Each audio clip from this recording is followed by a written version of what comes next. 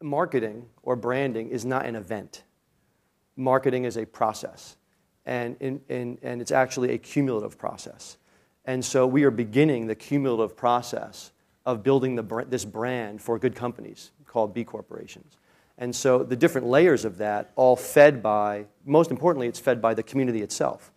And so if you've got $650 million brand out there today that's just beginning to integrate those logos onto 7 million bags of flour and 500,000 catalogs and 30, painting trucks and quarter, 350 yard signs in suburban Philadelphia for Nolan Painting. Like, all those little things are the things that you see as you go about and live your life, and you say, oh yeah, I know, I've heard of that.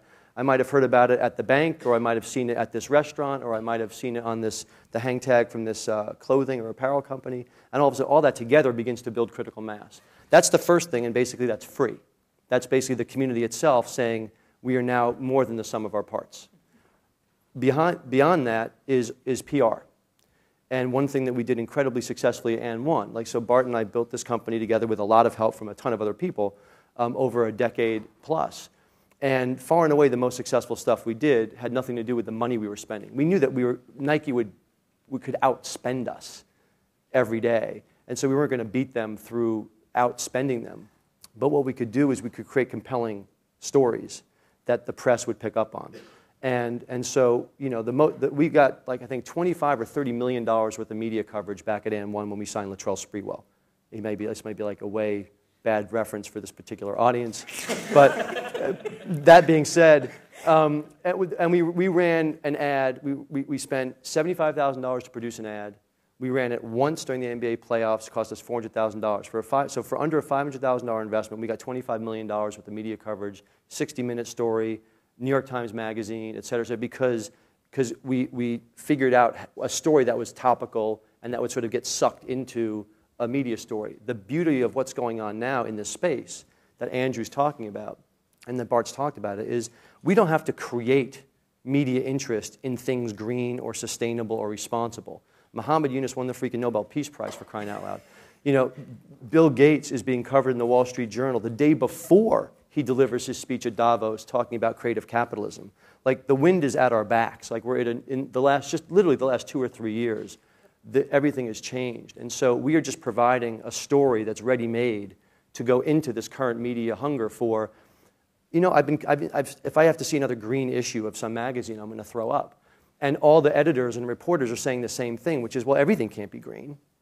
And so once you ask that question, or is it just about being green? What about people? And so once you ask those questions, we are a logical part of that story. And so we've gotten an inordinate and perhaps undeserved amount of press for where we are in our business cycle development. But it's all free. And literally every bit of that press is because we just answer the phone, hello, B-Lab, and they say, oh, hi, it's Inc.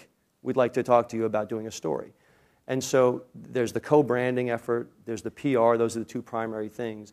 And then, we had reasonable success building a $250 million company, creating an emotional connection with consumers around, a brand for good ball players. And now we're just using those same tools to create a brand for good business.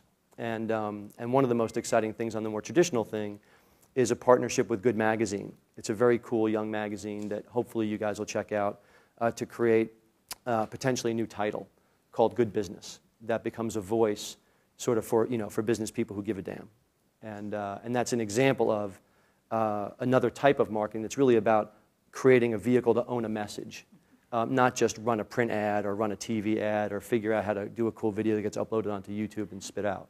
But there's a way, how do we own a message and own a distribution channel for that message that becomes puts a megaphone up in front of all those tens of thousands of businesses and those $2.5 trillion worth of investment capital, and we just create a frame around which to see them a little bit more clearly and a way for them to be heard with a little bit more amplification to their message than they might have had if they were all doing it on their own.